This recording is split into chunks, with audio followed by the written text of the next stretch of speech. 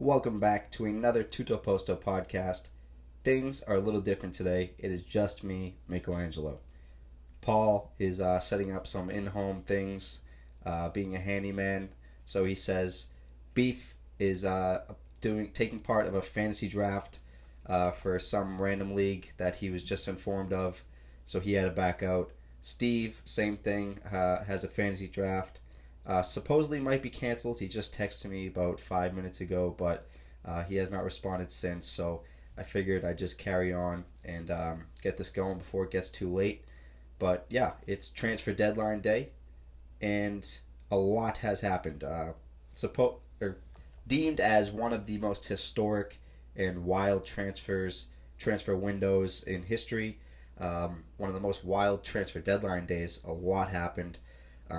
Fabrizio Romano absolutely going wild on Twitter all day long. Paul was keeping in touch with that, sending all the updates to us. So we got a lot to cover. I'm just going to go through today and some of the big things we missed over the past week. But last time we covered transfers was Ronaldo going to City. So since then, a lot has happened. Obviously, we'll get into that. So I'm going to talk about basically all the transfers, nothing else, and just go through everything that's happened today and over the past couple days. But before we get into that, follow us on Instagram and Twitter at the Tutoposto. Posting on those all the time. Paul obviously stayed in touch with the transfer deadline today and kept the Twitter going. He had some great tweets. So check those out. Check the Instagram out for some good posts on Serie A and EPL every week. Always trying to keep those exciting and new. We're still learning and making those better day by day. So yeah, go check those out. And the YouTube, we're keeping those, getting posted on those now. We were quiet on that for a while, but now we're posting these videos on there for the visual version. And there's also a fantasy football show that we're doing weekly. And speaking of that, we are going to be doing a sort of mock draft tomorrow as a part of a different league. So we're going to be going through the draft and just having fun with it. So if you're into that type of stuff, go check out the fantasy football show on YouTube as well. It is called the Fake Football Show on YouTube, under the Tutto Posto page. So we'll now get into the transfers. Like I said, the last thing we covered about Ronaldo was him going to Man City, and then overnight that switched. He went to Manchester United, of course. The world went wild. He is returning to Manchester United, and he has said it is for Sir Alex Ferguson. Good gesture by him. And Manchester United fans are, of course, excited. The league is excited. Announcers were talking about it. Obviously, he did not play last weekend, so the anticipation is building, and he's ready to go. So we'll see what happens this after the international break. But yeah, he's back, and I talked to a Manchester United fan yesterday, and he's obviously excited. Having Ronaldo back on the team and part of your team is a huge piece, no matter what. No matter what team he went to, he would have been. He's a 20 goals a year type of guy, still, and he could dominate any league. But from the Manchester United fan's mouth himself, he agrees with Beef that Ole Gunnar Solskjaer just is not the coach. One player could make a difference, but he does not believe Ole has what it takes to actually win anything. So we'll see what happens. Ronaldo could, of course, change that simply by being on the team. In my opinion, I think he's obviously a talisman of a team and the key piece, absolute superstar still. And I'm going to lean into the Juventus slander here. Letting him go, obviously it was partly Ronaldo's choice, but letting him go was absolutely horrendous, and not having a plan in place to replacing him. They brought in Keane for a 2-year loan. They'll be paying a little bit for the next 2 years for him, and then having a $28 million buy option. Keane, great player, great young prospect, but he's not really the guy that's going to score you 20 goals like Ronaldo did. I think he's more of a 10 to 15 goal type of guy, and he's still going to be competing with Morata. I love the guy, and I hope he starts. He's still going to probably be fighting for a starting role. But yeah, he's not the replacement for Ronaldo, and that Juventus team is not looking great. In my opinion, Dybala is going to have a hell of a year. Basically replace Ronaldo. Chiesa as well. Chiesa, he's going to be great. He's a playmaker. He's a wild card out there, but he's not going to score you 20 goals, and that's kind of the guy that you need to replace with Ronaldo. So Juventus, in my opinion, taking just a huge step back, and Manchester United, of course, taking a big step up and probably title contenders. Gambling friend Spoots put a bet in on Manchester United winning the league before the odds were changed for Ronaldo. Insider Paul got that bet placed before the odds went down. So good on him. And we'll see what happens. Of course, Manchester United has to win the league now for Spoots to be happy about that, but we'll see what happens. More on United. Darren James to Leeds for $28 million. This coming off of Leeds Man U game 1 of the Premier League, and they were chanting at Dan James saying, "You could not play for our team," and here he is now playing for your team. So, I mean, we'll see how the fans take that. I'm sure they're happy.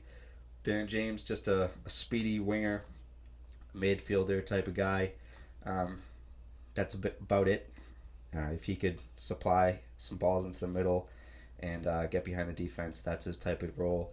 And Leeds is just that. I mean, they're an exciting, fast team, so he could be a great addition to that team. We'll see how it pans out.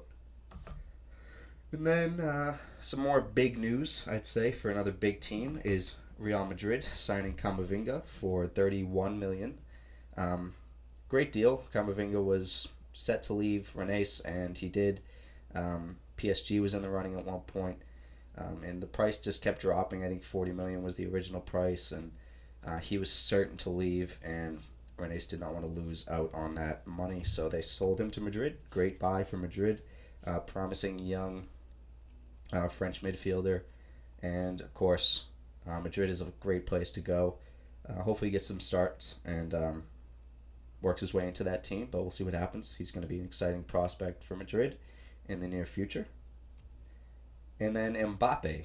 The Mbappe news today was Madrid put in another $200 million bid, and it was absolutely ignored. Paul tweeted on the Tutto Posto page that they're pulling a page out of the Man U book and saying, if you remember, I think Madrid made a bid for De Gea years back, and Manchester United said they did not get it or something, and the time ran out in the window, and they lost out on getting De Gea.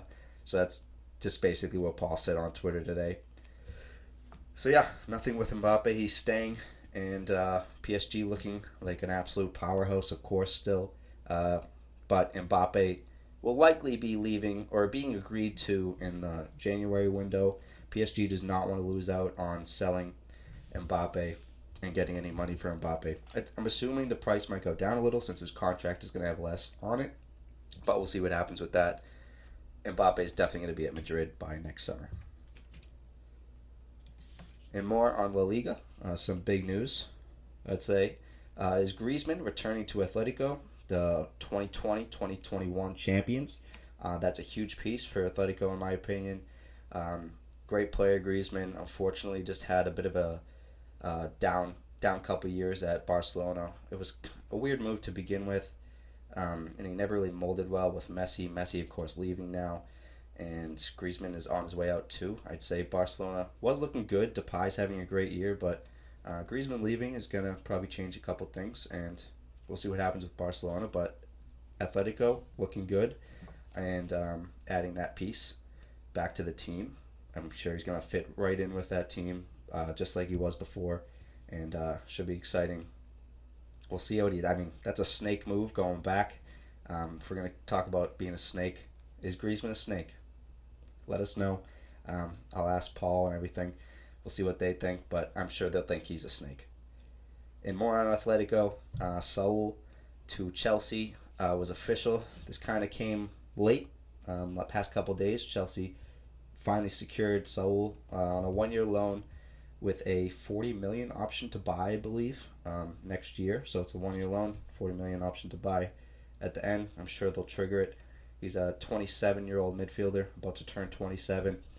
And I don't know, being loaned out around that age is a little weird to me, and I'm sure they're going to secure that. I think the loan was just to make sure they got him to the team because it was a little late and the negotiations were off. Sewell did not want to play for Atletico, and Chelsea got him. Swooped him up. Man U, I think, was in the running as well, so good piece to Chelsea, and I'm excited to see him play. Excited to see what he's got. It's going to be hard to fit into the team. There's going to be a lot of competition now, but that's soccer. And a couple another news on Chelsea is Callum Hudson-Odoi remains. He was linked to BVB and a couple other teams, but he's staying at the team. And I think that's a good depth piece to have. He could work his way into that team as well. All throughout the season, they're going to be playing many, many games, many, many cups, and they'll be fine. And he'll definitely get some game time. And then Koundé, of course, fell through.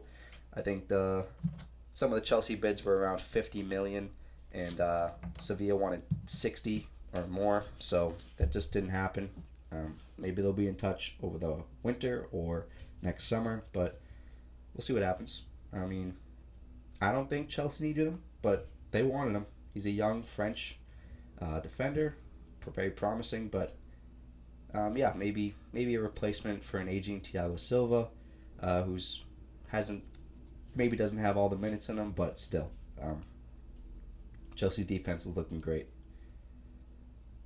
And then still on Chelsea, Ampadu to Venezia.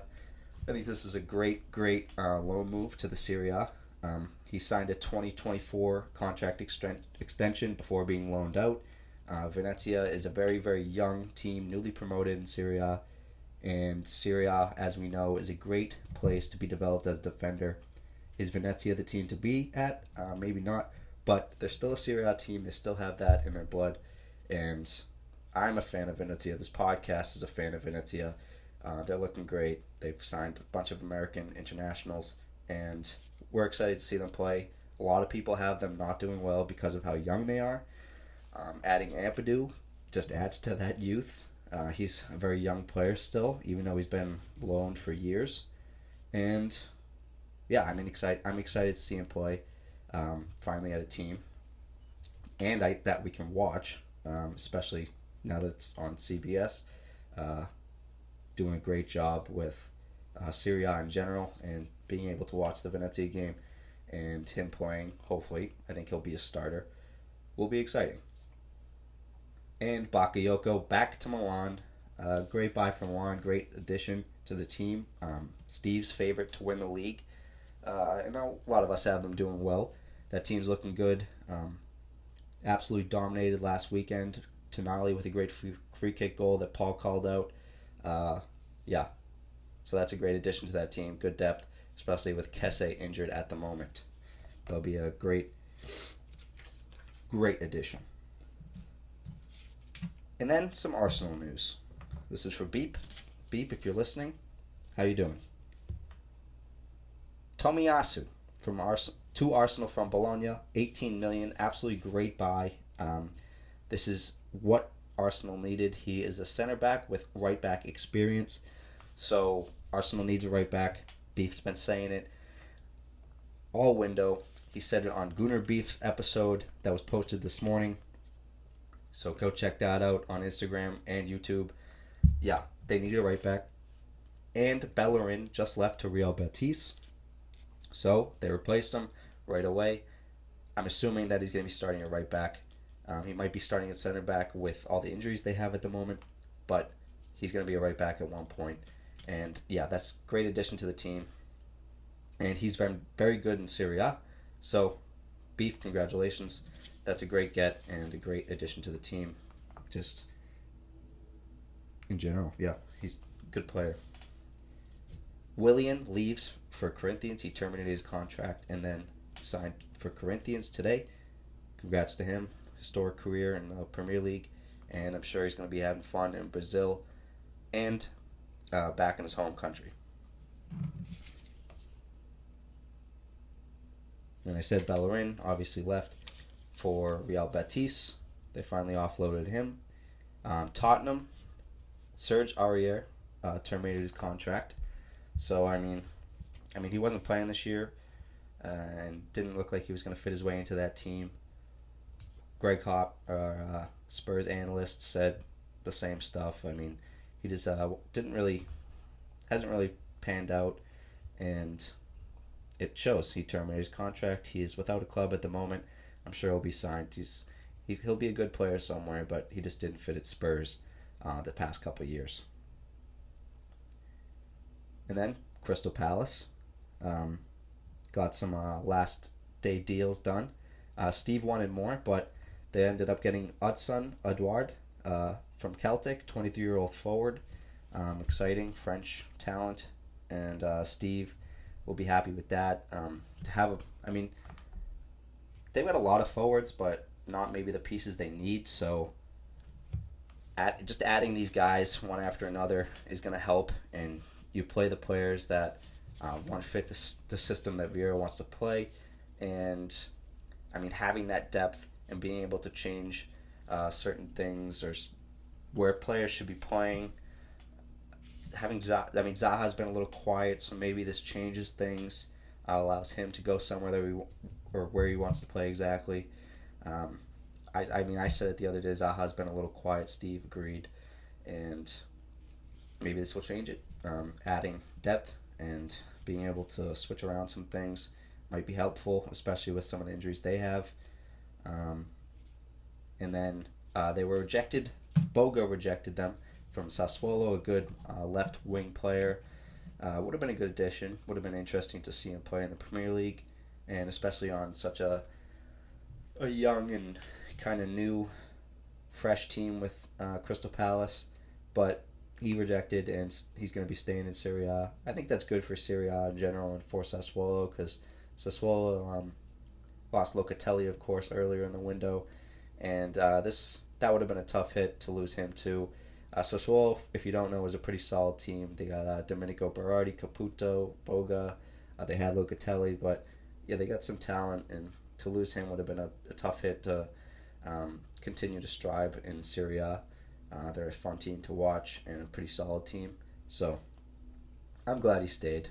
Sorry for Steve that he lost out on Boga. And Solomon Rondon to Everton for Paul. I think he's a Baggies guy. Paul probably didn't know that one or missed it, but yeah, we'll be seeing Rondon on Everton. He probably won't be too happy about that, but yeah, that's all I got for all these transfers. Just a quick roundup of the transfer deadline day. Again, it's August 31st, end of the month, heading into September, and it was a wild one. We were all day long. It was just absolute craziness, and it was fun. But I had fun with this solo podcast, and thank you for listening. Again, follow us on Instagram and Twitter at the Tuttoposto, YouTube, the Tuttoposto. You'll be able to find it. We got the Gooner Brief episodes there, the podcast episodes there, Fake Football Show. Will be coming at you hot all season long for the American football season and the fantasy season. And yeah, international break coming up. Not sure exactly the soccer podcast that we'll be covering. We missed Serie A last week, so maybe we'll try to do that. We'll do a Premier League one. We're trying to just pump out podcasts as much as possible and have fun with it. But yeah, I had fun with this, and thank you for listening. Peace out.